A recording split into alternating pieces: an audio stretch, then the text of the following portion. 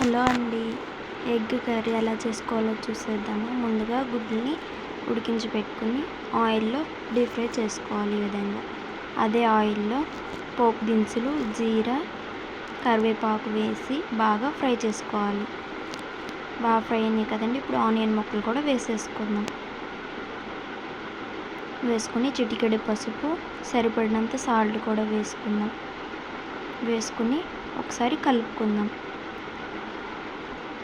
ఈ విధంగా పసుపు, ఉప్పు కలిసేలాగా కలుపుకోవాలి. ఒక 5 minutes మూత పెట్టుకుంటే ఈ విధంగా బాగా మగ్గుతుంది. బాగా మగ్గిపోయిన తర్వాత 1 tablespoon కారం వేసుకుని మరొకసారి కలిపేసుకుందాం. చూసారా కదండి, ఈ విధంగా ఆయిల్ పైకి తేలే వరకు బాగా ఉడికించుకోవాలి. ఇప్పుడు మనం ఉడికించి పెట్టుకున్న ఫ్రై చేసుకుని పెట్టుకున్న ఎగ్స్ని కూడా వేసుకుని ఈ విధంగా ఒకసారి కలిపేసుకుందాం.